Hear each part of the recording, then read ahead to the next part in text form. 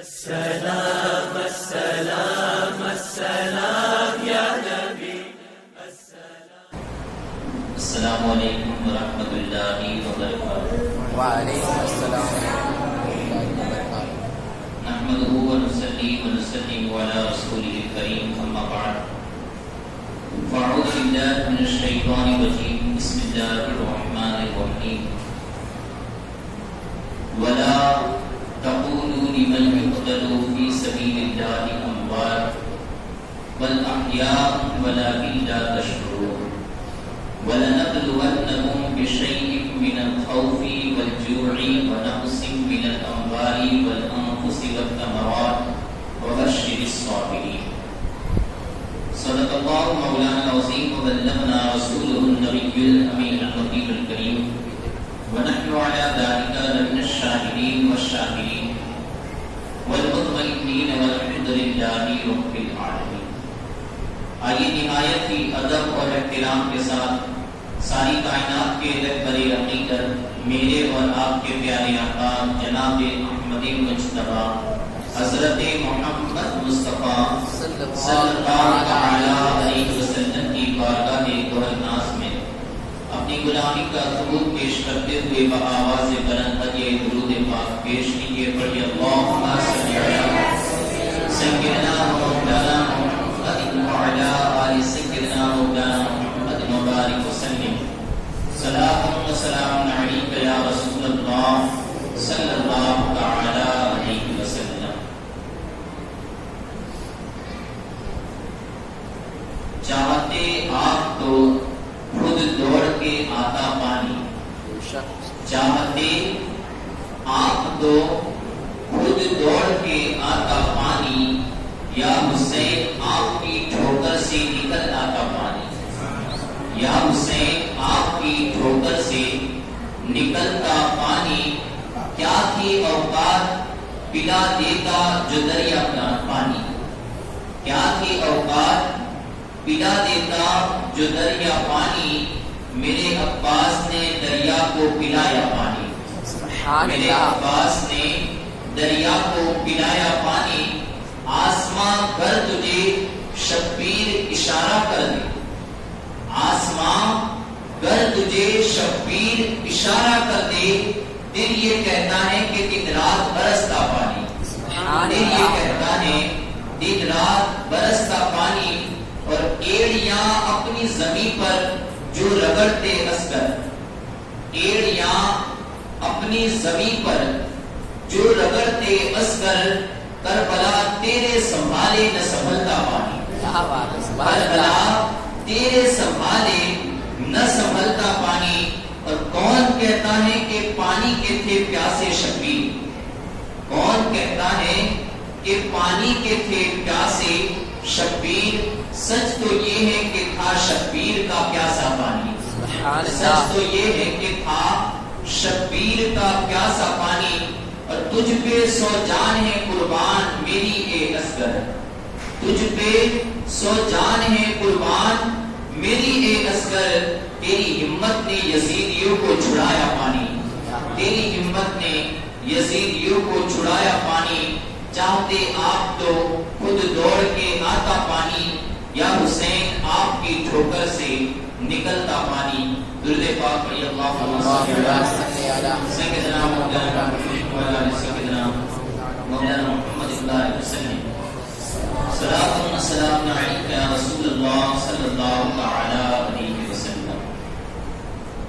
اللہ رب العزت نے کلام مجید میں ارشاد فرمایا وَلَنَبْلُوَنَّكُمْ بِشَيْءٍ مِّنَ الْخَوْفِ وَالْجُوعِ وَنَقْصٍ مِّنَ الْأَمْوَالِ وَالْأَنفُسِ وَالثَّمَرَاتِ وَبَشِّرِ الصَّابِرِينَ، کہ ہم ضرور تمہیں آزمائیں گے، من الخوف ڈر سے، خوف کے معنی ہوتے ہیں ڈر کے، وَلَنَبْلُوَنَّكُمْ بِشَيْءٍ مِّنَ الْخَوْفِ، کچھ چیزوں سے آزمائیں گے، ان کچھ چیزوں کے اندر یہ ہوگا کہ کبھی تمہارے سامنے ڈر آ جائے گا، بہت بڑا طاقتور انسان تمہارے سامنے کھڑا ہو جائے گا، بہت بڑا لشکر تمہارے سامنے آ کر کھڑا ہو جائے گا، تو فرمایا کبھی ہم تمہیں ڈر سے آزمائیں گے، والجوع اور کبھی بھوک سے بھی آزمائیں گے، کبھی بھوک سے بھی آزمائیں گے کہ تمہارے پاس کھانے پینے کا سامان کچھ نہیں ہوگا،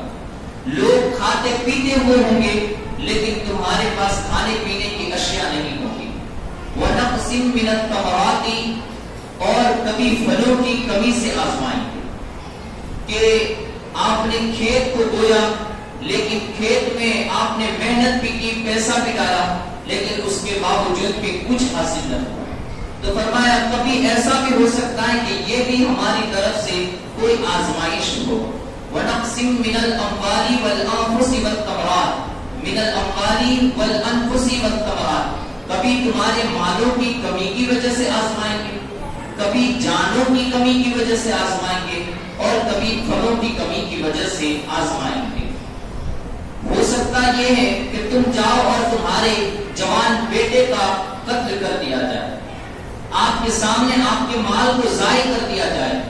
تو فرمایا کہ یہ ایک ایسی حالت ہوتی ہے کہ انسان ان تمام چیزوں سے پیار کرتا ہے، وہ یہ چاہتا ہے کہ مجھے ڈرایا نہ جائے، وہ یہ چاہتا ہے کہ مجھے بھوکا نہ رکھا جائے، لیکن اللہ نے ارشاد فرمایا کہ اگر اللہ کے پسندیدہ بندہ بننا چاہتے ہو تو یہ بھی ہو سکتا ہے کہ کبھی تمہیں بھوکا بھی رہنا پڑے، کبھی تمہیں ڈرایا بھی جائے۔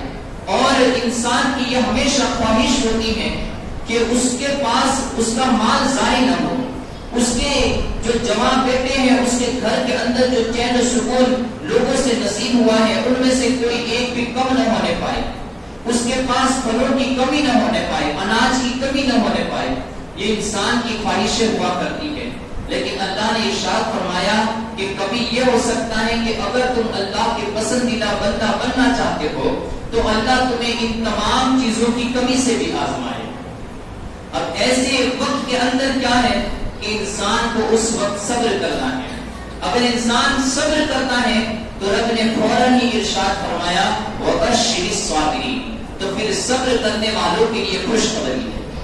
جو صبر کرے گا اس کے لیے خوشخبری ہے کہ اللہ رب العزت اسے پھر دائمی نعمتیں عطا فرمائے گا، ہمیشہ باقی رہنے والی نعمتیں عطا فرمائے گا۔ اس کے تعلق سے ہم نے حکایات اور حدیث مبارکہ تو پچھلے 2 بیانوں کے اندر سن ہی لی ہے، بس میں اس آیت مبارکہ کی ایک عملی تفسیر کا آپ کو تصور کرانا چاہتا ہوں۔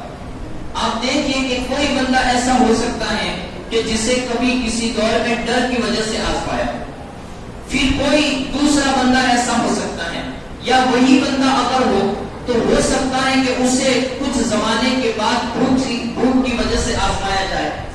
لیکن ہم تاریخ پڑھتے ہیں تو ہمیں کوئی ایسا بندہ نظر نہیں آتا کہ جس کو بیک وقت ایک ہی وقت میں ان 5 چیزوں سے آزمایا گیا، سوائے حضرت امام حسین رضی اللہ تعالیٰ عنہ۔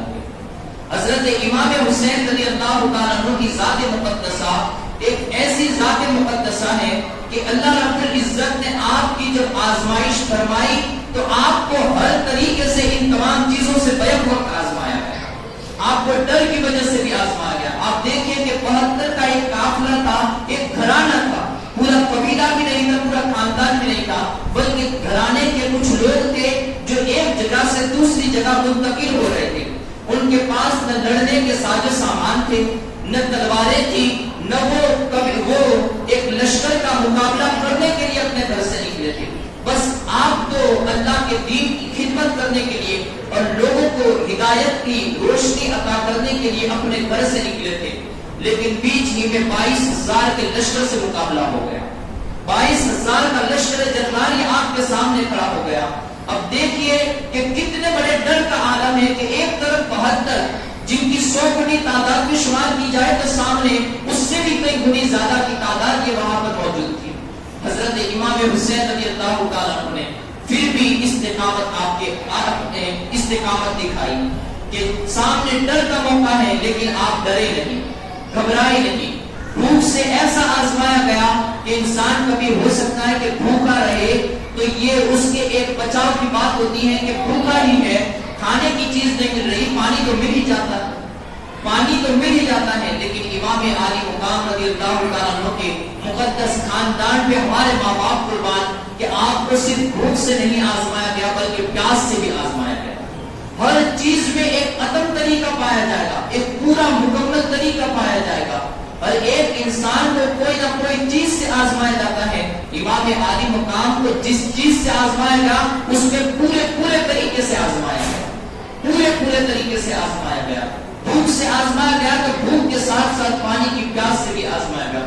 جانوں کی کمی سے آزمایا گیا کہ آپ کے تمام نونہال آپ کی نظروں کے سامنے یہ شہید کر دیے گئے، آپ کے جوان بیٹے شہید کر دیے گئے، چھوٹے چھوٹے بچوں کو شہید کر دیا گیا.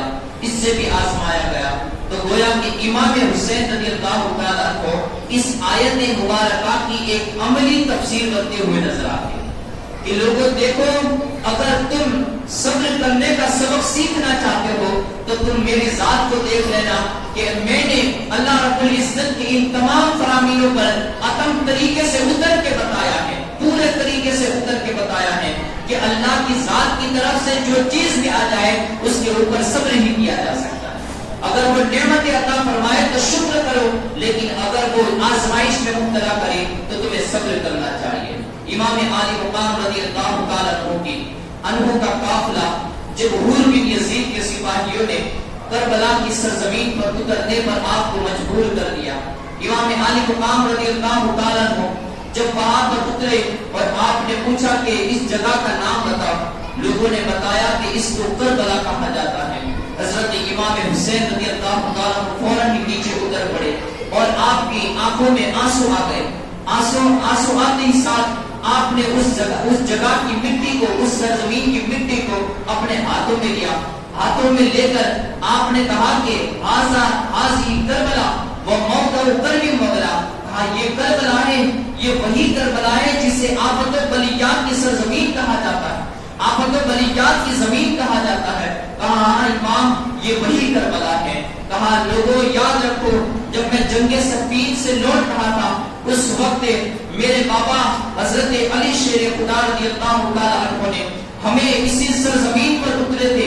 یہاں پر کچھ ہرنیوں کی مینڈیاں گری ہوئی تھی. حضرت علی رضی اللہ تعالیٰ عنہ نے انہی مینڈیوں کو اٹھایا اور پھر ارشاد فرمایا لوگوں یاد رکھنا کہ یہ وہ سرزمین ہے جہاں پر نبی کریم صلی اللہ تعالیٰ علیہ وسلم کے خاندان کو اجاڑا جائے گا اور اس جگہ پر ان کے خون کو بہایا جائے گا. یہاں پر میرا بیٹا حسین شہید کیا جائے گا. پھر حضرت علی نے ارشاد فرمایا، کہا کہ یہ وہ سرزمین ہے کہ میرے صادق المصدوق نبی کریم صلی اللہ علیہ وسلم نے جن کی زبان سے ہمیشہ جب بھی کوئی لفظ نکلا تھا تو وہ سچا ہی نکلا تھا. جس نے کبھی بھی جن کی زبان سے جو نکلا تھا وہ خدا کی بارگاہ سے وحی الہی ہوا کرتا تھا. وہ غیب کا نبی نے ارشاد فرمایا تھا کہ میدان محشر کے اندر اس سرزمین سے 70,000 لوگ ایسے اٹھائے جائیں گے جن کو رب کریم بغیر حساب و کتاب کی جنت عطا فرمائے. اب ذرا دیکھیں وہاں پر 72 نفوس قدسیہ ہیں اور اللہ کے رسول صلی اللہ علیہ وسلم نے 70,000 سے اس کی تعبیر فرمائی تاکہ 70,000 لوگ ان کو اللہ رب العزت بغیر حساب و کتاب کے جنت عطا فرمائے گا. وہ 70,000 کون ہوں گے؟ وہی ان 72 کا جو ذکر کرنے والے ہوں گے. اللہ رب العزت ان 72 کے بدولت ان کا ذکر کرنے والے اور ان کی یاد منانے والوں کو بھی اللہ رب العزت بغیر حساب و کتاب کے جنت عطا فرمائے گا. بغیر حساب و کتاب کے رب کائنات جنت عطا فرمائے گا. جو بچے آواز کرتے ہیں ان کو خاموش کرا دو. باہر جو لڑکیاں بھی چھوٹی بچیاں بھی جو آواز کرتی ہیں ان کو بھی خاموش کرا دو. جتنے چھوٹے بچے ہیں ان کو باہر بٹھا دل پاک کی اللہم صلی علی سیدنا مولانا محمد وعلی سیدنا مولانا محمد وسلم. صلاۃ و سلام علیک یا رسول اللہ صلی اللہ علیہ وسلم. حضرت امام حسین رضی اللہ تعالیٰ عنہ نے پھر وہاں پر آپ نے اپنے خیموں کو نصب کیا. نصب کرنے کے بعد آپ نے وہاں پر رہنے لگے. اب اس طرف ابن زیاد نے عمر ابن سعد کو جو کہ رہ کی حکومت کا اسے پروانہ ملا تھا اور اس بغاوت کو سر کرنے کے لیے وہ 4,000 کا لشکر لے کر جا رہا تھا. اب عمر ابن سعد کون ہے؟ عمر ابن سعد یہ حضرت سعد بن ابی وقاص رضی اللہ تعالی عنہ کا بیٹا ہے. حضرت سعد بن ابی وقاص رضی اللہ تعالی عنہ یہ عشرہ مبشرہ میں سے ہیں اور ایسے صحابی ہیں کہ نبی رحمت صلی اللہ تعالی علیہ وسلم نے دنیا ہی کے اندر انہیں جنت کی بشارت عطا فرمائی تھی، اور ایک ایسی نیکی حضرت سعد کو عطا ہوئی ہے کہ جو دوسرے بہت سے کم صحابہ کو وہ نیکی عطا ہوئی ہے۔ حضرت نبی رحمت صلی اللہ علیہ وسلم جنگ بدر کے وقت حضرت سعد بن ابی وقاص جو تھے وہ 7ویں نمبر پر ایمان لائے، 7ویں نمبر پر اسلام۔ آقا رحمت صلی اللہ علیہ وسلم نے جب دین اسلام کی تبلیغ کو شروع فرمایا تو پہلے نمبر پر سیدنا صدیق اکبر، اور بچوں میں پہلے نمبر پر حضرت سیدنا علی مرتضیٰ رضی اللہ تعالیٰ عنہ ایمان لائے تھے۔ اسی طریقے سے 7ویں نمبر پر حضرت سعد بن ابی وقاص رضی اللہ تعالیٰ عنہ ایمان لائے تھے۔ حضرت سعد بن ابی وقاص جنگ بدر کے اندر نبی رحمت صلی اللہ علیہ وسلم نے آپ کے تیرکش میں سے تیر کو نکالا اور حضرت سعد کو عطا کیا اور فرمایا سعد ابی و امی، کہا کہ میرے ماں باپ تجھ پر قربان، سعد کو تیر سبحان اللہ سبحان اللہ۔ یہ آقا رحمت صلی اللہ علیہ وسلم جن کے لیے پوری کائنات اپنے ماں باپ کو قربان کر رہی ہے، نبی رحمت صلی اللہ علیہ وسلم نے حضرت سعد کے لیے یہ فضیلت کے الفاظ ارشاد فرمائے، فرمایا اے سعد تجھ پر میرے ماں باپ قربان لے تیر چلا۔ حضرت سعد رضی اللہ تعالی عنہ نے سب سے پہلا جنگ بدر میں جو تیر چلایا تھا حضرت سعد بن ابی وقاص رضی اللہ تعالی عنہ نے چلایا تھا۔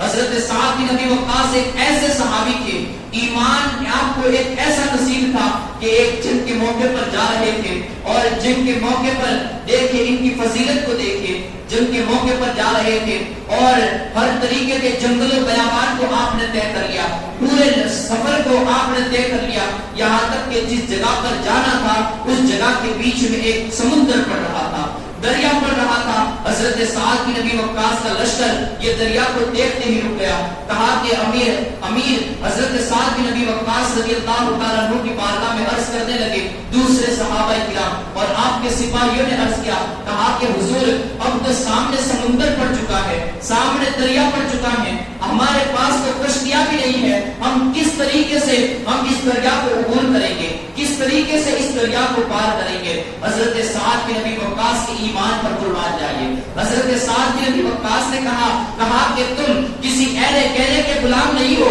محمد رسول اللہ صلی اللہ علیہ وسلم کے غلام ہو، تم نے کسی اور کا نام نہیں لیا ہے، محمد عربی صلی اللہ علیہ وسلم کا تم نام لینے والے ہو، تم نے ان کا کلمہ پڑھا ہے۔ کہا اس دریا کو پار کرنے کے لیے ہمیں کشتیوں کی ضرورت نہیں ہے، بلکہ ہم اسے صرف یہ لفظ کہیں گے کہ اے دریا ہم محمد عربی کے غلام ہیں، یہ دریا کو ہمیں راستہ دینا ہوگا۔ سبحان اللہ، دریا کو ہمیں راستہ دینا، دریا نے ہمیں راستہ دینا ہوگا۔ حضرت سعد بن ابی وقاص نے سب سے پہلے اپنے گھوڑے کو دوڑایا اور پھر دریا کے کنارے پر پہنچ کر کہا اے دریا ہم محمد رسول اللہ صلی اللہ علیہ وسلم کی غلامی کا پٹا اپنی گردنوں میں رکھنے والے ہیں، ہمارے لیے اپنے اوپر ایک سڑک کو قائم کر دیں۔ حضرت سعد نے ایڑ لگائی اپنے گھوڑے کو اور دریا کے اوپر چلانا شروع کر دیا۔ اب وہی دریا جو لوگوں کو اپنی موجوں کے اندر بہا لے جاتا ہے، لیکن اسی سمندر پر ایک ایسی سڑک قائم ہو گئی کہ حضرت سعد بن ابی وقاص رضی اللہ تعالیٰ عنہ کا پورا لشکر یہ سمندر پار کر گیا۔ سبحان اللہ، پورا لشکر یہ سمندر پار کر گیا۔ اب بیچ میں کوئی شخص تھا، ایک روایت میں آتا ہے کہ ایک شخص نے کہا کہ چونکہ جو سڑک تھی وہ بظاہری طور پر تو دکھائی نہیں دیتی تھی، گھوڑوں کی ٹاپوں کی آوازیں آ رہی تھی، لیکن پانی ایسے دکھ رہا تھا، نیچے سے گھوڑوں کی ٹاپوں کی آواز آ رہی تھی لیکن دکھنے میں پانی لگ رہا تھا۔ گھوڑوں کے پاؤں کی جو کھوریں ہوتی ہیں وہ بھی تر نہیں ہوئی تھی، وہ بھی بھیگی نہیں تھی۔ ایک شخص نے آزمانے کے طور پر کہا کہ کہیں ایسا نہ ہو کہ صرف یہ یہاں پر کوئی سڑک قائم کر دی گئی ہو، ایسا تو نہیں ہے کہ ہر چیز جو بھی یہاں سے گزرے وہ ہر چیز کو دریا اپنے اندر ڈبواتا ہو۔ اس نے اپنا ایک کوزہ لیا اور کٹورے کو اس نے پانی کے اندر ڈالا آزمانے کے طور پر، کہا دیکھتے ہیں کہ نیچے واقعی میں سڑک قائم ہو چکی ہے۔ جیسے ہی کوزہ ڈالا وہ کوزہ دریا کے اندر چلا گیا، گویا کہ راستہ بھی دیا گیا تھا تو گھوڑوں کے لیے دیا گیا تھا۔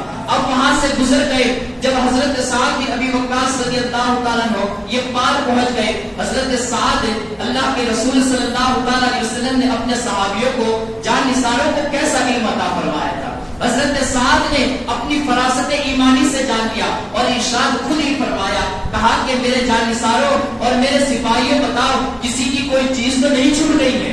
سبحان اللہ، کہا کسی کی کوئی چیز تو نہیں چھوٹ گئی ہے جو دریا کے اندر شخص آگے بڑھا اور کہا کہ حضور ہاں میں نے آزمانے کے طور پر ایک کوزہ ڈالا تھا جو کوزہ دریا کے اندر گر چکا ہے. حضرت سعد بن ابی وقاص پھر سے دریا کی طرف مخاطب ہوئے, کہا اے دریا جس رسول اکرم صلی اللہ علیہ وسلم کے غلاموں کو تو نے یہ راستہ عطا فرمایا, اسی رسول پاک صلی اللہ علیہ وسلم کا غلام تجھے پھر سے حکم دے رہا ہے وہ کوزہ بھی ہمیں واپس لوٹا دے. میں آتا ہے تاریخ کے اوراق گواہ ہے کہ دریا کے اندر ایک موج آئی اور وہ کوزہ کنارے کے اوپر پھینک کر چلی گئی. یہ نبی رحمت صلی اللہ علیہ وسلم کے وہ جانثار تھے. اصل بات کیا تھی کہ ان کے دل میں ایمان پختہ تھا, وہ اپنے نبی رحمت صلی اللہ علیہ وسلم پر یقین کامل رکھنے والے تھے. وہ حضرت ساریہ رضی اللہ عنہ جیسا ایمان رکھنے والے تھے جو شیر بھی سامنے آ جائے لیکن ڈرا نہیں کرتے تھے. حضرت سعد بن ابی وقاص رضی اللہ عنہ جو اتنی فضیلتوں کے حامل تھے, انہی کا وہ بیٹا بدبخت جو دنیا کی مال و متاع کے اندر گر چکا تھا اور اسے دنیا کی لالچ کے اندر وہ اس دنیا کی لالچ کے اندر وہ جکڑ چکا تھا اور دنیا کی محبت اس کے دل میں بیٹھ چکی تھی. عمرو ابن سعد وہی عمرو جب وہاں سے رہ کی حکومت کے لیے وہ چلا تو ابن زیاد نے اسے حکم بھیجا, کہا کہ تجھے پہلے حسین ابن علی کے مارکے کو سر کرنا ہے. اگر تجھے یہ نہیں کرنا ہے تو پھر اس لشکر کو کسی اور کے سپرد کر دے اور رہ کی حکومت کا پروانہ بھی تجھ سے واپس چھین لیا جائے گا. اس نے کہا کہ یہ معاملہ کوئی آسان معاملہ نہیں ہے کیونکہ یہ شہزادہ رسول صلی اللہ علیہ وسلم کے ساتھ جنگ ہے اور شہزادہ رسول کے ساتھ جنگ کرنا گویا اپنی آخرت کے ساتھ جنگ کرنا ہے, اللہ رب العزت کی ذات کے ساتھ جنگ کرنا ہے. وہ یہ تمام فضائل کو جانتا تھا عمرو ابن سعد, وہ یہ تمام باتوں کو جانتا تھا کہ حسین کوئی عام انسان نہیں ہے بلکہ حسین دین کی ایک شعار اور نشانی کا نام حسین ہے, دین کی نشانی کا نام حسین ہے. وہ عمرو ابن سعد جانتا تھا. اس نے کہا کہ مجھے ایک رات کی مہلت دی جائے. وہ اپنے گھر پہنچا اور رات ہی میں اپنے بستر پر پڑا سوچ رہا تھا, یہاں تک کہ اس کا ایک بھانجا آیا. بھانجے نے آ کر کہا کہ مامو جان کیا سوچ رہے ہو؟ کہا کہ آج مجھے ابن زیاد کی طرف سے یہ حکم ملا ہے کہ حسین ابن علی کے مارکے کو سر کرنا ہے اور ان کے ساتھ مقابلے کرنے کے لیے, ان کے ساتھ جنگ کرنے کے لیے جانا ہے. بھانجا وہ جانتا تھا, اسے دین سے لگاؤ تھا اور اہل بیت اطہار کی محبت اس کے دل میں پیوست تھی. اس نے کہا کہ مامو جان آپ اپنے دین سے لڑائی نہ کیجیے گا. اس کے الفاظ ہیں, کہا کہ آپ اپنے دین سے لڑائی نہ کیجیے گا. جو ایک شعر کہا تھا کسی نے کہ شاہ است حسین بادشاہ است حسین دین ہست حسین دین پناہ ہست حسین, کہ حسین کوئی معمولی نہیں ہے, حسین دین کا دوسرا نام حسین ہے, ایمان کا دوسرا نام یہ حسین ابن علی ہے. کہا کہ حضور مامو جان یہ آپ کو کوئی عام لوگوں کے ساتھ لڑائی نہیں کرنی ہے بلکہ اپنے ایمان کے ساتھ لڑائی کرنی ہے, اپنے دین کے ساتھ لڑائی کرنی ہے. کہا کہ مامو عمرو ابن سعد نے کہا ہاں میں جانتا ہوں کہ حسین کے کتنے فضائل ہیں, میں کبھی ایسی غلطی نہیں کروں گا. کہا کہ تو جا اب سو جا, میں اس کے بارے میں سوچتا ہوں. عمرو ابن سعد پوری رات سوچتا رہا لیکن چونکہ اس کے دل میں رہ کی حکومت تہران کی حکومت کی لالچ بس چکی تھی, اس نے کہا کہ کچھ ہو یا نہ ہو لیکن مجھے تہران کی حکومت یہ چاہیے. الغرض اس نے ابن زیاد کے سامنے دوسرے دن دربار میں پہنچا, کہا کہ میں حسین ابن علی کے مارکے کو سر کرنے کے لیے تیار ہوں, ان کے ساتھ جنگ کرنے کے لیے تیار ہوں. اب اسے حکم دے دیا گیا, کہا کہ یہ 3 محرم الحرام ہے, تو اسی وقت اپنے 4000 لشکریوں کو لے کر کربلا کی سرزمین پر پہنچ جا. اب عمرو ابن سعد وہی 4000 کا لشکر جو ریڈ کے لیے عراق کی طرف جا رہا تھا وہ اب کربلا کی سرزمین پر اترنے کے لیے پہنچنے لگا. یہ عمرو ابن سعد 4000 کا لشکر لے کر کربلا کی سرزمین پر 3 محرم الحرام کو پہنچ گیا.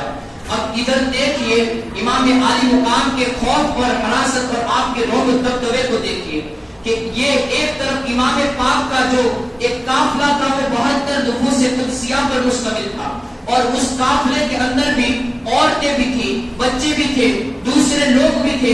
حضرت امام عالی مقام کے رعب اور دبدبے کو دیکھیے. ابن زیاد نے صرف اس 4000 کا جو لشکر تھا اسی کو کافی نہ سمجھا بلکہ اس کے پیچھے کمک پر کمک وہ بھیجتا رہا, لشکر پہ لشکر وہ بھیجتا رہا. یہاں تک کہ 7 محرم الحرام تک عمرو ابن سعد کی سرکردگی کے اندر 22,000 کا لشکر جرار یہ کربلا کی سرزمین پر جمع ہو گیا. 22,000 کا لشکر جرار ایک لشکر بھیجا، اس کے بعد کوئی جواب نہ تو وہ لشکروں کو بھیجتا رہا یہاں تک کہ 22,000 کا لشکر جمع ہو گیا. اب صرف اتنا ہی نہیں بلکہ اس ابن زیاد کو یہ بھی خوف تھا کہ کہیں ایسا نہ ہو کہ یہ خاندان نبوت کے نفوذ قدسیہ ہے، یہ خاندان نبوت کے افراد ہیں، کہیں ایسا نہ ہو کہ یہ 22,000 کے لشکر کو بھی اکیلے نکل جائے، کیونکہ ان کے خون کے اندر حضرت علی شیر خدا کی روانگی تھی، ان کے جسموں کے اندر اور ان کے بازوؤں کے اندر حضرت علی شیر خدا کی طاقت پائی جاتی تھی. ابن زیاد جانتا تھا کہ یہ وہ نفوس قدسیہ اور یہ وہ لوگ ہیں کہ جن کے بابا اکیلے 40 من کا ایک دروازہ بھی خیبر کا ہوتا تھا تو اپنے ایک ہاتھ سے نکال کے پھینک دیا کرتے تھے. کہیں ایسا نہ ہو یہ میرے پورے 22,000 کے لشکر کے لیے حسین ابن علی کے بیٹے اکیلے کافی ہو جائے. اس نے پھر 7 محرم الحرام کو یہ بھی حکم نامہ بھیجا، کہا کہ امام حسین اور حسین ابن علی کے اوپر یہ فرات کے پانی کو بھی بند کر دیا جائے. فرات کا پانی بھی عمرو ابن سعد کے اپنے ابن سعد کے حکم سے ابن سعد نے جو حکم دیا تھا اس حکم کے تحت فرات کا پانی بھی امام پاک پر بند کر دیا گیا. اب ابن سعد جب 3 محرم الحرام کو وہاں پر پہنچا تو اس نے ایک قاصد امام حسین کی طرف بھیجا، کہا کہ جاؤ پوچھو کہ حسین چاہتے کیا ہے اور وہ یہاں پر آئے کیوں ہے. حضرت امام حسین رضی اللہ تعالی عنہ نے کہا کہ تمہیں لوگوں نے مجھے خطوط لکھ کر بلایا اور اب اگر تم یہ چاہتے ہو کہ میں کوفہ کے اندر داخل نہ ہوں تو مجھے میرے حال پر چھوڑ دو کہ میں کسی اور جانب چلا جاؤں گا یا جہاں سے واپس آیا ہوں وہیں پر چلا جاؤں گا اور اپنی باقی کی زندگی کو گزاروں گا.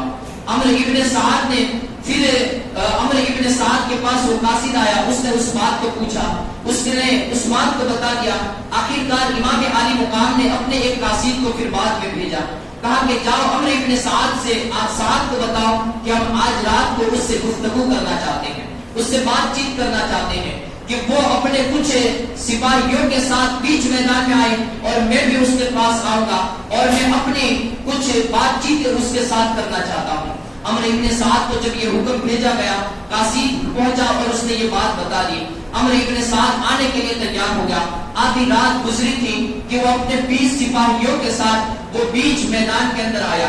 ادھر سے امام عالی مقام رضی اللہ تعالی عنہ بھی اپنے 20 سپاہیوں کے ساتھ بیچ میدان میں آئے اور پھر بات چیت کرنے لگے، یہاں تک کہ امام عالی مقام رضی اللہ تعالی عنہ نے آخر میں 3 باتیں پیش کی. کہا کہ دیکھو اگر تم لوگ مجھے پسند نہ کرتے ہو کیونکہ میں یہ اپنے آپ سے اور اپنی مرضی سے نہیں آیا بلکہ تم لوگوں نے مجھے میدان محشر کا ڈر دکھایا اور اپنے نانا کی قسمیں دی، تب جا کر میں تمہارے خطوط کے اوپر لبیک کہا ہے اور میں تمہارے خط کی وجہ سے یہاں پر پہنچا ہوں. لیکن اس کے باوجود بھی تم مجھ سے راضی نہیں ہو اور تم مجھے اپنا حاکم تسلیم نہیں کرنا چاہتے ہو تو پھر میں اس وقت بھی یہاں سے واپس چلا جاتا ہوں. میری 3 شرطیں ہیں کہ میں جہاں سے آیا ہوں وہاں واپس چلا جاؤں، یا پھر سرحدی علاقے پر کہ جو یہاں سے کوئی سرحدی علاقہ پڑتا ہو میں وہاں جا کر اپنی باقی کی زندگی کو گزار لوں گا، یا اگر یہ 2 شرطیں بھی تمہیں منظور نہیں ہیں تو تیسری شرط یہ کہ مجھے سیدھا یزید ابن معاویہ کے پاس بھیج دیا جائے کہ میں وہاں جا کر خود ہی یزید سے بات چیت کر لوں گا. اور جس طریقے سے میرے بھائی امام حسن رضی اللہ تعالی عنہ نے امیر معاویہ کے ساتھ بات چیت کر کے ایک صلح قائم کر لی تھی میں بھی یزید کے ساتھ یہ بات چیت کر لوں گا.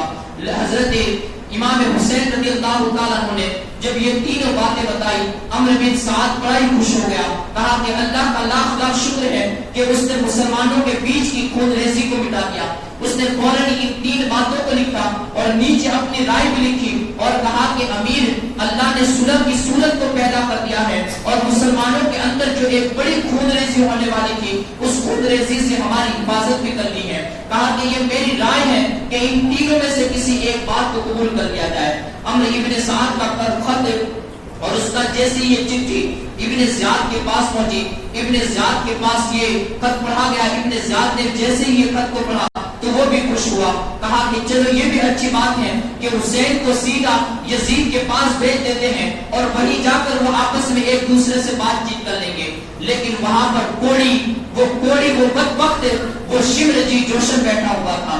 اس بدبخت نے کہا کہ امیر یہ کیا معاملہ ہے کہ تمہارے پاس وہ تمہاری زمین پر تمہاری سرزمین پر حسین اترے ہوئے ہیں. اگر کوئی یہاں سے چلے گئے تو قوت اور غلبہ یہ امام حسین کے لیے ہوگا اور عاجزی اور کمزوری یہ تمہارے حق میں آئے گی. کہا کہ اب تو یہ ہے کہ تم انہیں حکم دو وہ تمہارے حکم پر اپنی گردن کو جھکائے.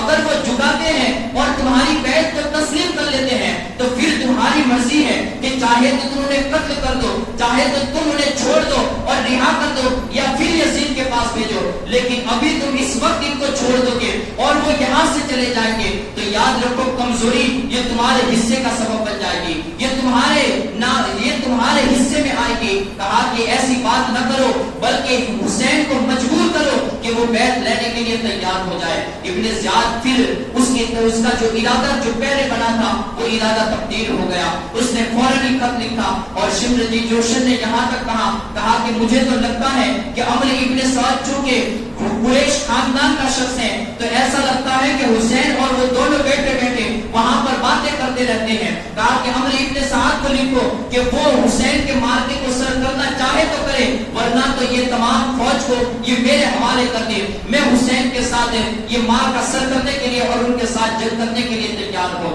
ابن زیاد نے فوراً خط لکھا اور عمرو ابن سعد کو ڈانٹ پھٹکار کرتے ہوئے کہا کہ میں نے تجھے وہاں پر صلح کرنے کے لیے یا وہاں پر حسین کا سفارشی بننے کے لیے نہیں بھیجا ہے. میں نے تجھے حسین سے بات چیت کرنے کے لیے نہیں بھیجا ہے بلکہ ان کے ساتھ جنگ کرنے کے لیے بھیجا ہے. اگر وہ میری بیعت کو تسلیم کر لیتے ہیں تو فبیہا, ورنہ اگر وہ میری بیعت کو تسلیم نہیں کرتے تو پھر سروں کی بارش کر دو, ان کے خون سے پوری زمین کو تر کر دو اور ان کے مارکے کو سر کر کے میرے پاس پہنچو. اگر تم یہ نہیں کر سکتے تو یہ تمام فوج کو شمر جی جوشن کے حوالے کر دو, وہ یہ مارکے کو سر کرے گا, وہ یہ جنگ کرے گا. اب وہ شمر جی جوشن ہی کو اس نے یہ خط دیا اور خط لے کر سمر جی جوشن یہ وہاں سے نکلنے لگا. اب سمر جو تھا یہ حضرت امام حسین رضی اللہ حضرت علی رضی اللہ تعالیٰ عنہ کی حق میں جو ایک عورت آئی تھی وہ شمر جی جوشن کی بہن تھی.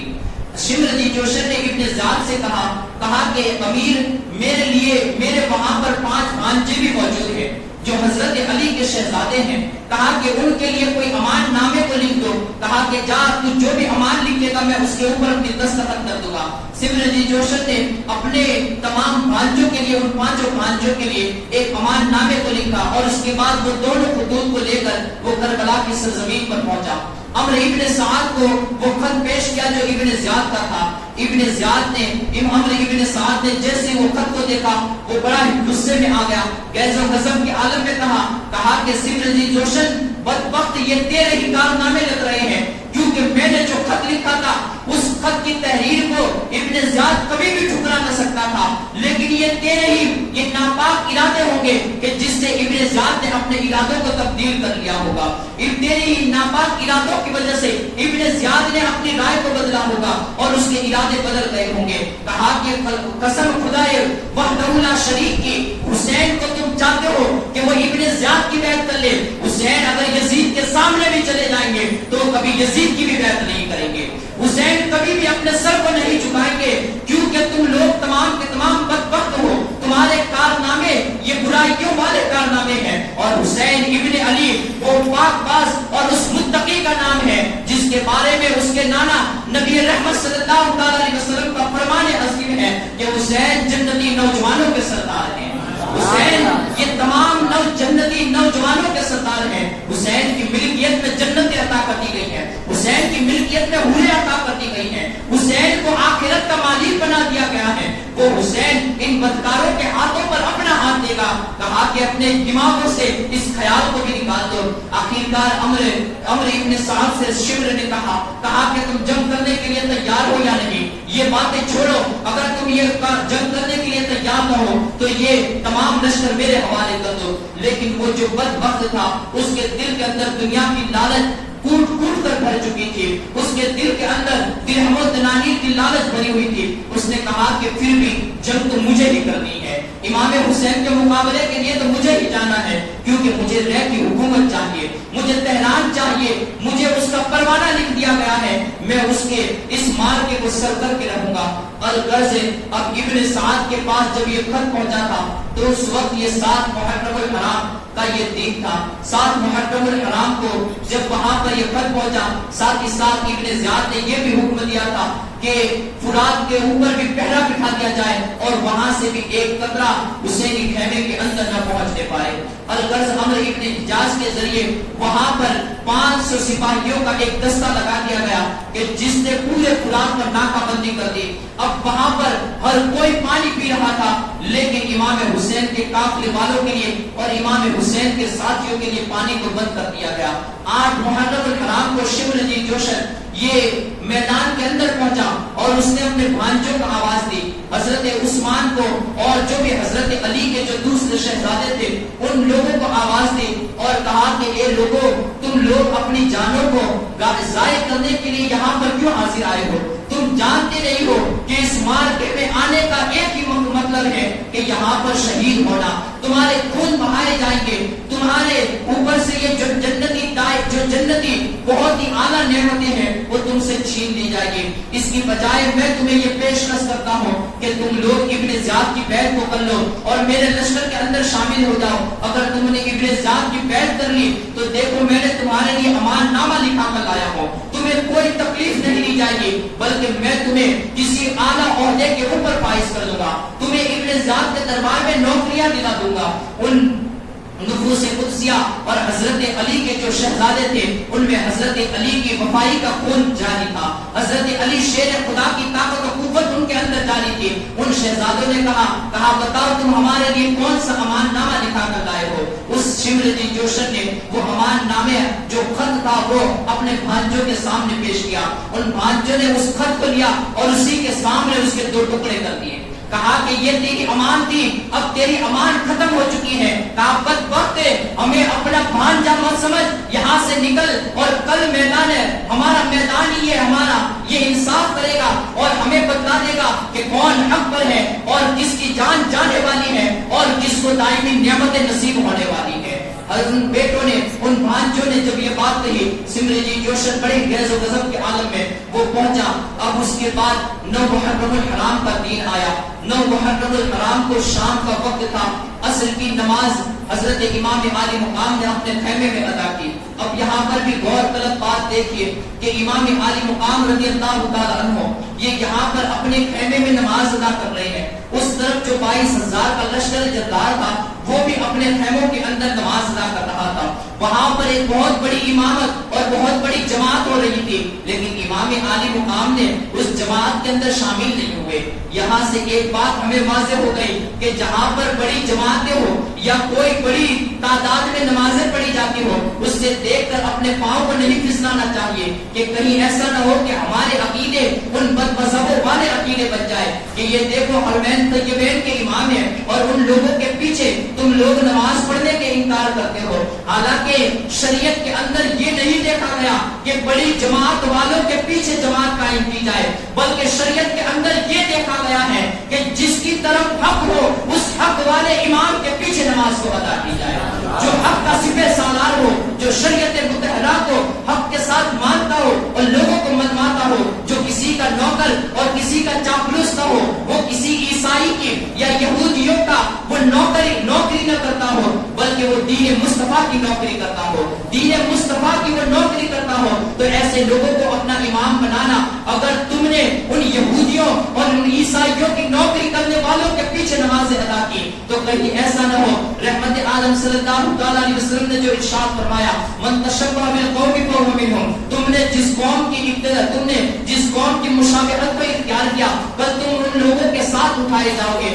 آج ان لوگوں نے یہودیوں اور عیسائیوں کی نوکری کرنا شروع کر دی، کل ایسا نہ ہو کہ یہودیوں اور عیسائیوں کے ساتھ ان لوگوں کو کھڑا کر دیا جائے۔ امام عالی مقام اپنے خیمے کے اندر نماز کو قائم کر رہے ہیں، وہ 22,000 کا لشکر اپنی جگہ پر نماز قائم کر رہا ہے۔ اب 9 محرم الحرام کو عصر کی نماز کے بعد عمرو ابن سعد نے اپنے ایک سپاہی سے کہا، اب یہ بھی بات غور طلب ہے، عمرو ابن سعد نے اپنے ایک سپاہی سے کہا کہ جاؤ اور حسین کی طرف نکلو اور قاصد بھیجو اور وہاں پر جا کر بتاؤ کہ ہمارا ایک دستہ یہ جنگ کرنے کے لیے آ رہا ہے۔ اس شخص نے کہا کہ امیر میں نہیں جا سکتا۔ کہا بدبخت کیوں نہیں جا سکتا؟ تجھے تیرے امیر کا حکم ہے اور تو اپنے امیر کے حکم کی عدولی کرے گا، امیر کے حکم کو نہیں مانے گا۔ کہا کہ بات ایسی ہے کہ امام پاک کو خط لکھنے والوں میں بھی تھا۔ اس بدبخت نے کہا کہ امام پاک کو کوفہ کی طرف بلانے والوں میں بھی تھا۔ امام پاک نے جب میرا خط پڑھا ہوگا تو نیچے میرا بھی نام لکھا ہوا تھا، اگر میرے نام کو پوچھیں گے تو پتا چل جائے گا کہ میں خط لکھنے والا تھا اور اب جنگ کرنے کے لیے بھی وہی میں بھی سامنے آ گیا۔ کہا کہ مجھے شرم آ رہی ہے، میں جانے کے لیے تیار ہوں۔ ایک دوسرے شخص کو کہا، اب دوسرے سے تیسرے، یہاں تک کہ عمرو ابن سعد نے، یہ تاریخ طبری کی روایت ہے کہ اپنے لشکریوں میں سے ایک کو پوچھا، اس نے کہا کہ تو جا۔ اب اس کا جو لشکر تھا ہر کوئی کہتا تھا، کہا کہ ہم نے امام کو خط لکھا تھا، ہم نے امام کو خط لکھا تھا، امام کے خطوط پر ہمارے دستخط موجود تھے۔ اب یہاں پر جو آپ کو ایک توجہ دلانا چاہتا ہوں وہ اس بات کی طرف ہے کہ وہی کوفی تھے جو امام پاک کی محبت کا کل کا دعویٰ کر رہے تھے، جنہوں نے امام عالی مقام کو بڑی مؤدبانہ طریقے سے خط لکھے تھے اور ساتھ ہی ساتھ اللہ اور اس کے رسول کی قسمیں دے کر اور اپنی محبت کے تمام سپنے دکھا کر انہوں نے امام عالی مقام کو کوفہ کی طرف بلایا تھا۔ لیکن جیسے ہی ان کے سامنے درہم و دینار ڈالے گئے، ان کے سامنے تلواریں ننگی کی گئی، تو یہی لوگ تھے جن کے دلوں میں امام پاک کی محبت تھی، لیکن وہ اپنے ہاتھوں میں تلوار لیے امام عالی مقام کا خون بہانے کے لیے بھی تیار ہو گئے۔ یہی وہ کوفی تھے۔ اب دوسرے معنوں میں انہیں یوں کہیے کہ یہی وہ شیعہ لوگ تھے کہ جنہوں نے کل تک امام عالی مقام کی محبت کے دعوے کیے تھے، لیکن آج وہ اپنی تلواروں کو اٹھا کر امام عالی مقام کا خون بہانے کے لیے تیار ہو چکے تھے۔ جو لوگ اپنے آپ کو حسینیت کا دعویٰ کرتے ہیں اور اپنے آپ کو امام عالی مقام کا چاہنے والا کہہ کر سیدنا صدیق اکبر رضی اللہ تعالی عنہ کی برائیاں کرتے ہیں، انہیں گالیاں دیتے ہیں اور سیدنا صدیق اکبر رضی اللہ تعالی عنہ کو معاذ اللہ رب العالمین کافر تک کہتے ہیں، وہ حسینی نہیں ہوتے ہیں۔ حسینیت تو اللہ رب العزت نے اہل سنت والجماعت کے حق میں رکھی ہے۔ حسین پاک کی محبت تو اللہ رب العزت نے اہل سنت والجماعت کی محبت اہل سنت والجماعت کے حصے میں رکھی ہے کہ جو ایک ہاتھ میں اگر اہل بیت اطہار کے دامن کو تھامے ہوئے ہیں تو دوسرے ہاتھ میں صحابہ کرام کے بھی دامن کو تھامے ہوئے ہیں۔ قائم بالقسط کے اگر کوئی مصداق دنیا میں ہے، مشرق سے لے کر مغرب تک کوئی گھوم کے چلا آئے اور اتر سے لے کر دکن تک کی کوئی سیر کر لے، اگر اسے حسین پاک کے سچے غلام ملیں گے تو وہ اہل سنت والجماعت کے لوگ ہی ملیں گے۔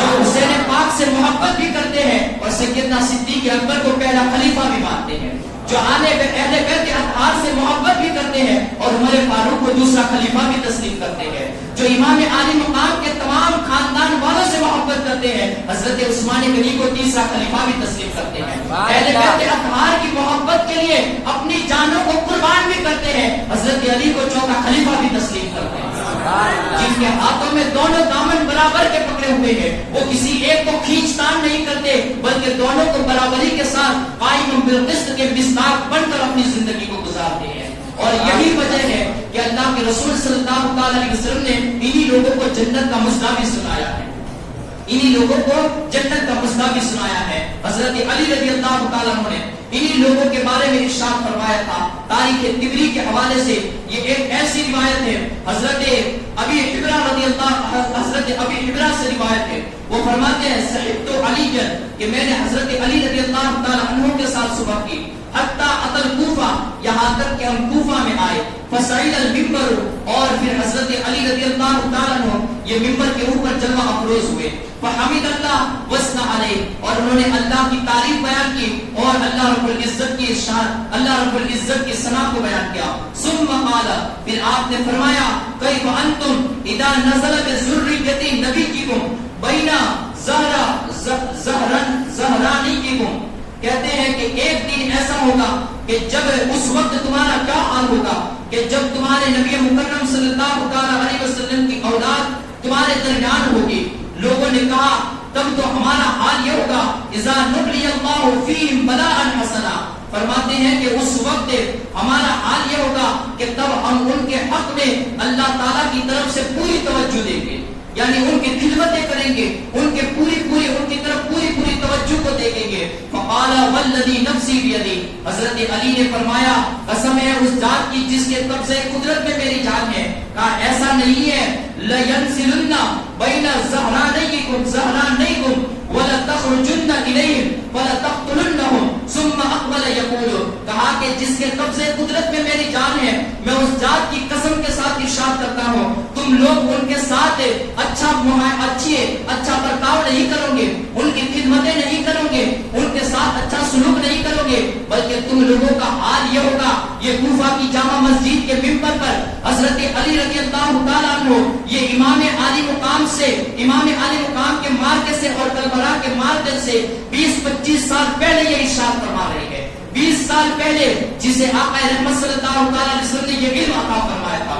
حضرت علی فرماتے ہیں تم لوگ ضرور بھی ضرور ان کی طرف نکلو گے، تمہاری تلواریں نیاموں سے باہر ہوگی اور تم لوگ انہیں شہید کر رہے ہوں گے، تم لوگ یہ کہہ رہے ہو کہ تم لوگ ان کے ساتھ اچھا برتاؤ کرو گے، کہا نہیں ہے کوفہ والوں تم لوگ انہیں بلاؤ گے بھی، لیکن جب وہ تمہاری زمین پر اتر جائیں گے تو تم لوگ انہیں قتل کرو گے۔ پھر اس کے بعد آپ نے ایک شعر پڑھا، ہم اوردہم بالغرور وارردوا احق نجاتا لا نجاتا ولا عذرا، انہوں نے دھوکے سے ان کو بلایا اور خود بھاگ گئے۔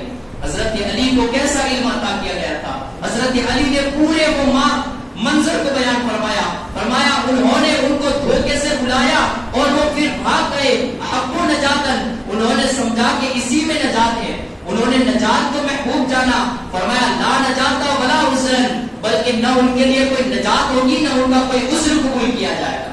دنیا میں ان لوگ یہ سمجھیں گے کہ نجات حاصل ہو گئی ہے، لیکن اللہ رب العزت انہیں ایسی مصیبتوں میں مبتلا فرمائے گا کہ ان کے لیے پھر کوئی نجات بھی نہیں ہوگی اور نہ ان کا کوئی عذر سنا جائے گا۔ اللہ آخرت کی بھی مصیبتوں کے اندر انہیں پھنسا دے گا۔ اب یہاں پر عمرو بن سعد نے جب یہ کہا کہ کوئی تو ہے کہ جس نے خط نہیں لکھا اور وہ امام پاک کے پاس جائے، تو ایک بندہ تیار ہو گیا، اس نے خط بھی لکھا تھا، اب خط لکھنے کے ساتھ ساتھ کہا اچھا کہ کوئی نہیں جا رہا ہے تو میں جانے کے لیے تیار ہوں۔ کہا کہ کیا تو نے خط نہیں لکھا؟ کہا میں نے بھی لکھا تھا لیکن میں جانے کے لیے تیار ہوں۔ اب وہ بدبخت عصری شقی وہ جانے کے لیے تیار ہوا، وہ امام عالی مقام کے خیموں کی طرف بڑھا، اس کے ساتھ ایک لشکر بھی تھا اور وہ لشکر کے ساتھ امام عالی مقام کے خیموں کی طرف جب بڑھنے لگا، اس طرف امام عالی مقام اپنے خیمے سے باہر اپنی ہی تلوار کے اوپر ٹیک لگا کر آپ اپنا سر یہ اپنی تلوار کے اوپر ایسے ٹیک لگا کر یہ آپ کی آنکھ لگ چکی تھی اور اندر سے حضرت بی بی زینب رضی اللہ تعالی عنہا یہ پردے کو انہوں نے ہٹایا اور باہر آئی، کہا کہ بھائی جان ذرا دیکھو تو صحیح، یہ گھوڑوں کی ٹاپوں کی آواز، یہ لشکریوں کی آواز اور سپاہیوں کی گنگناہٹ کیسی نظر آ رہی ہے۔ حضرت امام عالی مقام کی آنکھ کھلی تو آپ فرما رہے تھے انک تروح الینا یا انک تروح الینا، کہا کہ ابھی میں نے نبی رحمت صلی اللہ تعالی علیہ وسلم کو خواب میں دیکھا ہے۔ آقا رحمت صلی اللہ تعالی علیہ وسلم مجھ سے ارشاد فرما رہے تھے بیٹا تم مجھے کل ملنے والے ہو، بیٹا تم مجھے کل ملنے والے ہو۔ امام عالی مقام نے جب یہ کہا حضرت زینب کی آنکھوں سے آنسو جاری ہو گئے، فرمایا یا ویلتا ہو یا ویلا یا ویلتا، آئے مصیبتیں کہ خاندان رسول پر یہ کیسا وقت آنا تھا، کیا ایسا بھی وقت آنا تھا کہ جب انہی کے کلمہ پڑھنے والے لوگ اور جن لوگوں کو انہی کے گھر سے دین کی روشنیاں ملی تھی، ہدایت کے سبق ملے تھے، وہی لوگ آج ان کے اوپر تلواریں نکالے ہوئے آ چکے ہیں۔ حضرت بی بی زینب کو خاموش کرایا اور حضرت عباس علمبردار کو بلایا، کہا کہ جاؤ اور جا کر پوچھو کہ معاملہ کیا ہے۔ حضرت عباس علمبردار یہ وہاں پر پہنچے، کہا کہ کیا معاملہ ہے؟ کہا ہمارے امیر تمہارے ساتھ جنگ کا حکم دیا ہے۔ کہ حضرت امام حسین رضی اللہ تعالیٰ عنہ کے پاس حضرت عباس آئے، کہا کہ حضور وہ جنگ کرنے کے لیے آ چکے ہیں، عمرو ابن سعد نے اپنے لشکر کا ایک دستہ بھیجا ہوا ہے۔ حضرت امام عالی مقام نے کہا جاؤ عمرو ابن سعد کو کہو کہ ہمیں 1 رات کی مہلت دے دے، کیونکہ وہ جانتا ہے کہ میں نمازوں سے کتنی محبت کرتا ہوں، میں توبہ اور استغفار سے کس قدر محبت کرتا ہوں. ہمیں آج کی رات اللہ کی عبادت کرنے کے لیے دے دے تاکہ آج کی رات ہم اٹھ کر اللہ کی عبادت کر سکے. یہ حضرت امام عالی مقام تھے جو نمازوں سے اس قدر محبت کیا کرتے تھے. اگر ہم بھی سچے معنوں میں حسینی بننا چاہتے ہیں اور سچے معنوں میں امام عالی مقام کا غلام کہلانا چاہتے ہیں اور جنت میں بھی یہ صدا سننا چاہتے ہیں کہ حسین ابن علی کے جو غلام ہیں وہ جنت میں حسین ابن علی کا دامن پکڑ کر جائے تو انہیں نمازوں کی پابندیاں کرنی چاہیے. انہیں امام عالی مقام کے اس سبق کو سیکھنا چاہیے. الغرض عمر ابن سعد نے اجازت دے دی، کہا کہ اچھا آج کی رات تمہیں اجازت دی جاتی ہے. امام عالی مقام نے حضرت عباس علم بردار یہ خیمے میں آ گئے. اس کے بعد رات کا وقت ہو گیا. حضرت امام عالی مقام نے رات کو عشاء کی نماز کو ادا کی. ادا کرنے کے بعد پھر آپ خیموں کے باہر تمام لوگوں کو جمع کیا. تمام لوگ جمع ہوئے اور اس کے بعد امام عالی مقام نے ایک تقریر فرمائی. کہا کہ لوگوں آپ نے حضرت علی اکبر کو حکم بھی دیا، کہا کہ یہ جتنے بھی چراغ بھی جل رہے ہیں ان چراغوں کو بجھا دو. حضرت امام علی اکبر رضی اللہ تعالیٰ عنہ نے تمام چراغ بھی گل کر دیے. ایک دم اندھیرا چھا گیا اور اندھیری رات بھی تھی، اندھیرا بھی چھایا ہوا تھا. حضرت امام حسین رضی اللہ تعالیٰ عنہ نے فرمایا کہ اس خدا وحدہ لا شریک کا اتنا کرم اور اتنا شکر احسان ہے کہ اس نے مجھے ایسے ساتھی عطا فرمائے کہ جیسے آج تک کسی کے ایسے ساتھی نہیں ہوں گے، کہ جو آگے جانتے ہیں کہ ان کا انجام کیا ہے لیکن اس کے باوجود بھی ان لوگوں نے میرے ساتھ کو نہیں چھوڑا. میں تمہیں اپنی طرف سے پھر بھی اجازت دیتا ہوں کہ یہ رات کا اندھیرا چھا چکا ہے اور ایسا اندھیرا کہ جس میں ہاتھ کو دوسرا ہاتھ نظر نہیں آتا، ایسا اندھیرا چھا چکا ہے. ایسے عالم کے اندر، ایسے اندھیرے کے اندر میں تمہیں اجازت دیتا ہوں کہ یہاں سے چلے جاؤ، اس لیے کہ یہ لوگ صرف میرے قتل کے در پہ ہے. جب مجھے قتل کر لیں گے، جب میرا خون بہا لیں گے، اس کے بعد پھر کسی کا خون نہیں بہائیں گے، اس کے بعد وہ پھر کسی کو شہید نہیں کریں گے. کہا کہ تم لوگ اپنے آپ کو آزمائش میں مت ڈالو بلکہ یہاں سے چلے جاؤ. میں تمہیں اجازت دیتا ہوں، تم سے کوئی ناراض نہیں ہوگا بلکہ میں تم سے راضی ہو جاؤں گا. کہا کہ یہاں سے اپنے اس جگہ کو چھوڑ کر ادھر ادھر نکل جاؤ. لیکن حضرت امام کے ساتھی واقعی میں امام عالی مقام کے ساتھی تھے. حضرت مسلم بن اوسجا اسدی، آپ نے سنا تھا ان کا تذکرہ کہ کوفہ کی جامع مسجد کے اندر جب وہ ماں کا غلام نے امام مسلم کی پہچان اور پتہ کو حاصل کیا تھا تو حضرت مسلم بن اوسجا اسدی سے حاصل کیا تھا. دیکھیے کوفہ کے اندر بھی محبت کرنے والے لوگ تھے لیکن وہ محبت کرنے والے جو لوگ تھے وہ سنی مسلم بن اوسجا اسدی جیسے لوگ تھے کہ جو کوفہ میں رہتے ہوئے بھی جب امام عالی مقام کربلا کی سرزمین پر آئے تو انہوں نے کوفے کو چھوڑ کر امام عالی مقام کے لشکر میں شامل ہو چکے تھے. امام عالی مقام کے لشکر میں انہوں نے پناہ لی تھی اور امام عالی مقام کے اوپر اپنی جان و مال قربان کرنے کے لیے چل پڑے تھے. حضرت مسلم بن اوسجا اسدی رضی اللہ تعالیٰ عنہ کھڑے ہوئے تھے. کہا امام یہ کیسی باتیں کر رہے ہیں، آپ ہمیں چھوڑ دیں گے، آپ کو چھوڑ کے جانے کا حکم دے رہے ہیں. حالانکہ میرا تو یہ ارادہ ہے کہ میں اپنی تلوار سے لڑوں، تلوار سے لڑتا رہوں یہاں تک کہ میری تلوار بھی ٹوٹ جائے. میں اس کے بعد اپنے نیزے کو اٹھا لوں، پھر میں اپنے نیزے سے لڑتا رہوں یہاں تک کہ میرا نیزہ بھی لوگوں کے سینوں میں چوب کر ٹوٹ جائے اور اس کے بعد میرے پاس کوئی چیز نہ ہو تو میں پتھروں سے لڑتا رہوں اور اس طریقے سے لڑتے ہوئے میں اپنی جان کو آپ کے اوپر آپ کے قدموں میں قربان کر دوں. بس میری تو یہی آخری خواہش ہے. حضرت حبیب ابن مظاہر رضی اللہ تعالیٰ عنہ، یہ حبیب ابن مظاہر کون تھے؟ بچپنے کا عالم تھا. یہ حضرت امام عالی مقام رضی اللہ تعالیٰ عنہ کے ساتھ کھیلا کرتے تھے لیکن امام پاک کے ساتھ محبت کا ایسا عالم تھا کہ حضرت حبیب ابن مظاہر جب امام عالی مقام چلتے تھے، چھوٹے پن کا عالم ہے، بچپنے کا عالم ہے. حضرت امام عالی مقام جب کبھی آگے چلتے، حضرت حبیب ابن مظاہر پیچھے چلتے. جہاں پر امام پاک کے قدم گرتے تھے وہاں کی مٹی کو اٹھا کر وہ چوم لیا کرتے تھے. نبی رحمت صلی اللہ علیہ وسلم نے حضرت حبیب ابن مظاہر کو دیکھا کہ وہ امام حسین کے قدموں کی مٹی کو چوم رہے ہیں. ایک دن امام حسین کو بھی اپنی گود میں اٹھایا اور حضرت حبیب ابن مظاہر کو بھی اپنی گود میں اٹھایا اور کہا کہ اس حبیب کو دیکھو، یہ میرے بیٹے سے محبت کرتا ہے، میں بھی اس سے محبت فرماتا ہوں اور میں اس سے محبت فرماتا ہوں، اللہ رب العزت بھی اس سے محبت فرماتا ہے. یہ حبیب ابن مظاہر تھے. حضرت حبیب ابن مظاہر نے بھی اپنی محبتوں کا اظہار فرمایا, کہا کہ امام جب تک میرے جسم میں جان باقی رہے گی آپ پر اور آپ کے اہل خانہ پر ایک آنچ نہیں آنے دیں گے. اس کے بعد حضرت سعد بن عبداللہ حنفی کھڑے ہوئے, الغرض کے سب لوگ یک کے بعد دیگرے کھڑے ہوتے رہے اور انہوں نے اپنی اپنی محبتوں کے ترانے اور اپنی اپنی محبتوں کے مناظر کو پیش کرنا شروع کیا, یہاں تک کہ سب کی زبان پر یہی ایک آخری بات تھی اور یہی ان کا ایک کلام تھا. کہا کہ امام جب تک ہماری جانوں میں جان ہے ہم آپ پر آج تک نہیں آنے دیں گے, ہم آپ پر ایک پتھر تک کو نہیں آنے دیں گے. حضرت امام عالی مقام کی بارگاہ میں حضرت زہیر بن قین رضی اللہ تعالیٰ عنہ یہ کھڑے ہوئے, کہا کہ امام آپ تو ہمیں جانے کے لیے کہہ رہے ہیں, حالانکہ میری تو مرضی اور میری تو امید یہ ہے کہ اگر اللہ رب العزت مجھے 70 زندگی عطا فرمائے تو میں ان 70 زندگیوں کو آپ کے قدموں پر قربان کر دوں.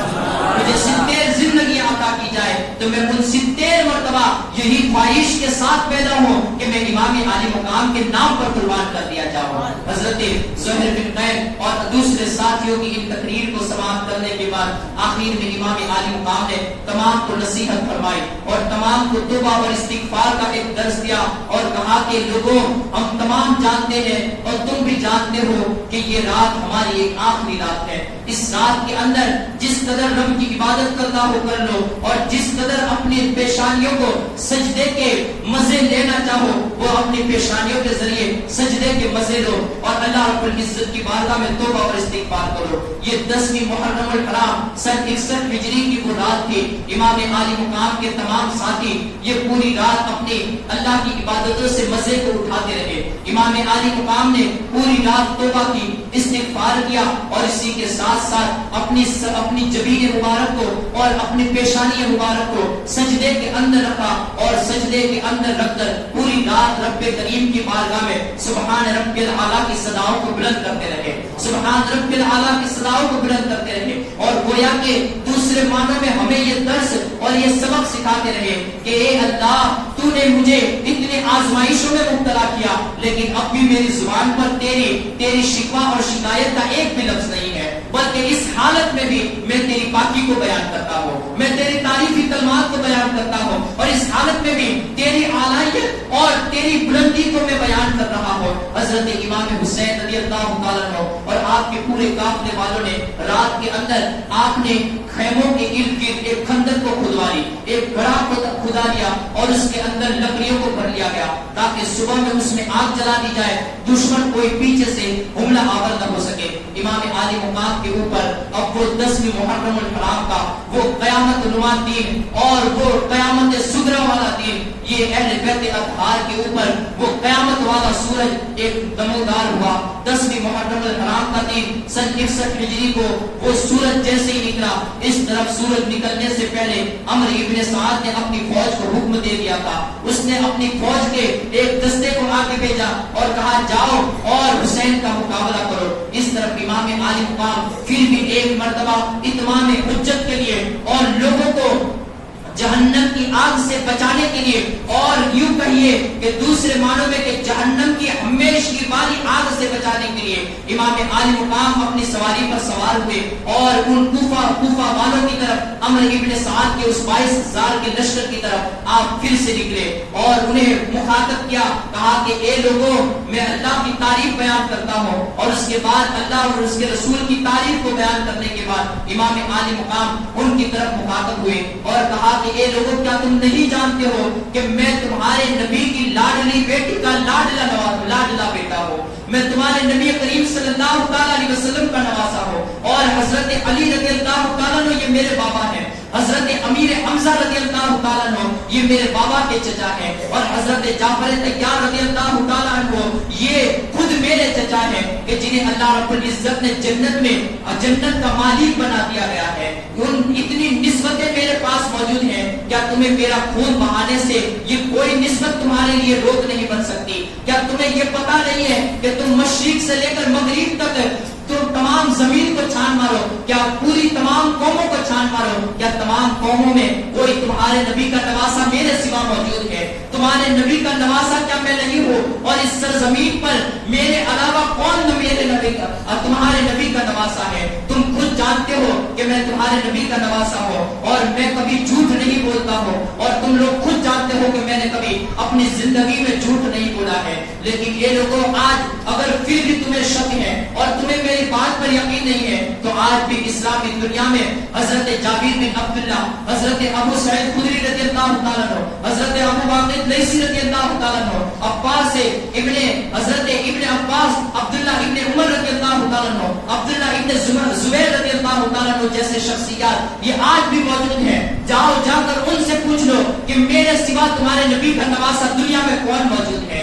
ان لوگوں کے اوپر امام عالی مقام ایسی تقریر کرنے لگے کہ اب وہ تقریر کا اثر اس قدر ہونے لگا تھا کہ اب ایسا ہو سکتا تھا اور حالات اس قدر تبدیل ہو سکتے تھے کہ ان کوفیوں کے ہاتھوں سے تلواریں چھپ کر وہ لوگ امام عالی مقام کے قافلے کے اندر شریک ہو جاتے۔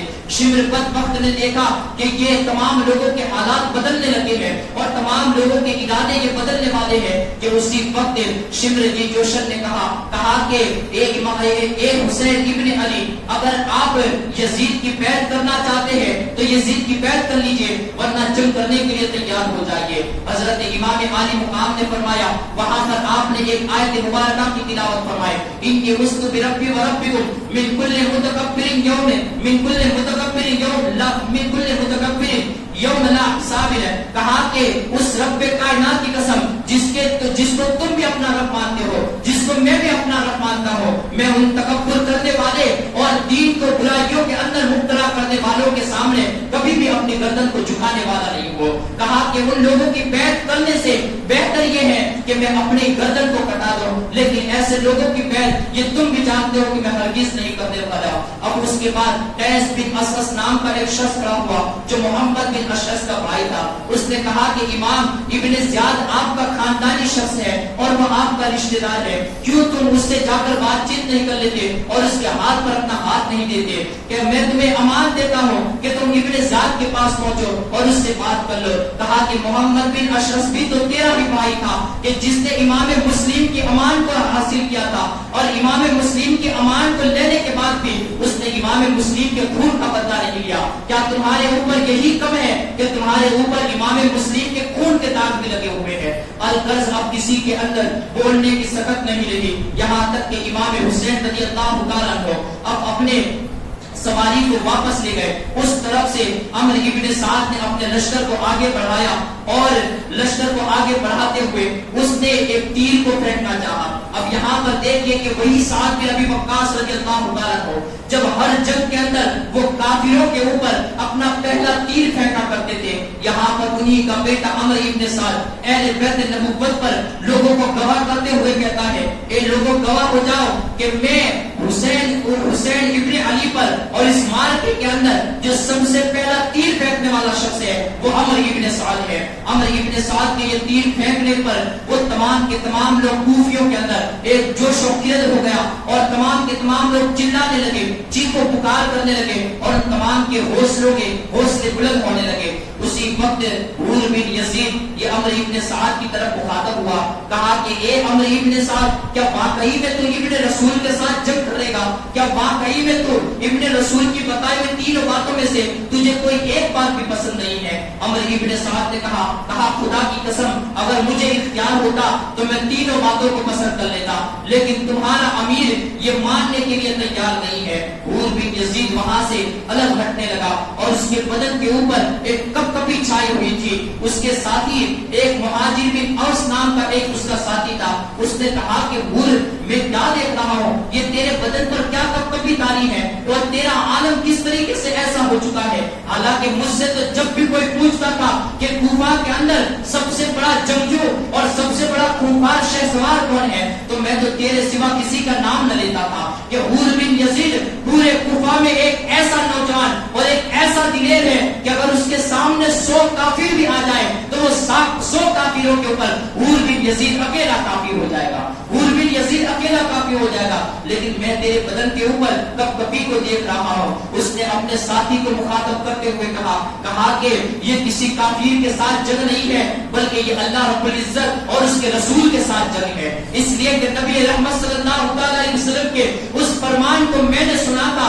میں نے اپنے کانوں اور اپنے کانوں سے سنا ہے کہ جو حسین کے ساتھ جنگ کرے گا وہ میرے ساتھ جنگ کرنے والا کہلائے گا. جو حسین کے ساتھ امن اور صلح کرے گا وہ میرے ساتھ امن اور صلح کرنے والا کہلائے گا. کہا کہ یہ آقا رحمت صلی اللہ علیہ وسلم کے ساتھ جنگ ہے بلکہ یوں کہو کہ یہ میری عاقبت کے ساتھ جنگ ہے. اور میں اپنی عاقبت کو کسی بھی قیمت پر چاہے دنیا کی تمام دولت میرے حصے میں رکھ دی جائے لیکن میں اپنی آخرت کو بگاڑنے کے لیے تیار نہیں ہوں. میرے جسم کے ٹکڑے ٹکڑے بھی کر دیے جائے تو میں اس بات کو پسند کرتا ہوں کہ ابن رسول کے ساتھ میں جنگ کروں. کہا کہ میں ٹکڑے ٹکڑے ہونا بھی پسند کر سکتا ہوں. اور غرض وہاں سے حور نے اپنے گھوڑے کو ایڑ لگائی اور امام عالی مقام کے پاس پہنچا.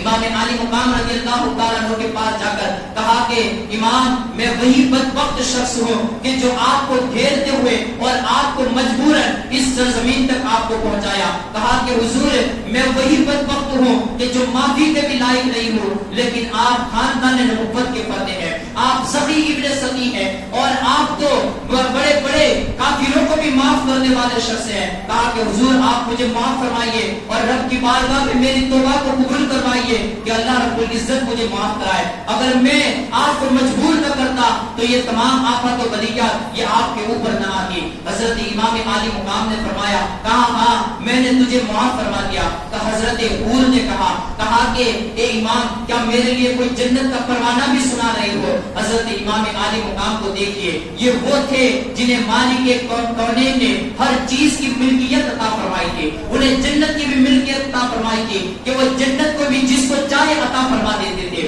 حور کا یہ عقیدہ ہمارے لیے ایک تسکی کا سبب ہے. حضرت حور نے کہا کہ اے امام کیا میرے لیے جنت کا مژدہ سنائیں گے. امام نے کہا بتا حور تمہارا نام کیا ہے. کہا میرا نام حور ہے. حور کے معنی ہوتے ہیں آزاد. کہا جا تو دنیا میں بھی آزاد ہے اور آخرت میں بھی آزاد ہے. حضرت حور کو جب یہ پیغام دیا کہا اپنے گھوڑے سے نیچے اترا اور قافلے کے اندر اور خیمے کے اندر شامل ہو جا. حضرت حور نے کہا نہیں امام اب میں اسی وقت اتر سکتا ہوں جب یہ لوگ میرے ٹکڑے ٹکڑے کر دے اور میں آپ کی طرف سے اپنی جان کو آپ کے قدموں میں نچھاور کر دو. اس کے بعد حور یہ یزیدی لشکر کی طرف اور کوفے والوں کی طرف مخاطب ہوئے. اپنے گھوڑے کو ایڑ لگائی اور اس کے بعد آپ نے ان کوفیوں کو للکارا اور کہا کہ اس امام کے اوپر تم نے پانی کو بند کر دیا اور امام کو تم لوگوں نے محبت بھرے خطوط لکھے. اور جب امام عالی مقام یہاں پر آ گئے تم لوگوں نے ان سے وعدہ کیا تھا کہ تم لوگ ان کی مدد کرو گے اور ان کی مدد کا وعدہ دے کر جب تم نے ان کو یہاں پر بلایا اب یہاں پر جب امام آ چکے ہیں تو تم نے ان کے ساتھ بدعہدی کی ہے. تم نے ان کے ساتھ بے وفائی کی ہے. وہ فرات جس کا پانی یہودی بھی پی رہے ہیں جس کا پانی عیسائی پی رہے ہیں بلکہ انسان تو انسان یہاں پر کتے اور سور بھی اس پانی کے تل لوٹ پوٹ ہو رہے ہیں لیکن تم نے اسی پانی کو امام عالی مقام کے اوپر بند کر دیا ہے. کتنے بدبخت ہو تم لوگ. کیا تمہیں آخرت کا خوف نہیں ہے. اس نبی کریم صلی اللہ علیہ وسلم کے ہاتھوں سے تمہیں وہ حوض کوثر کا جام کیسے نصیب ہوگا جب تم نے یہاں پر ان کے نواسے کو اور ان کے خاندان والوں کو پیاسا رکھا ہے. حور بن یزید یہ کہتے ہوئے ان کو للکارا اور ان کی ایک صف کی طرف آپ نے رخ کیا.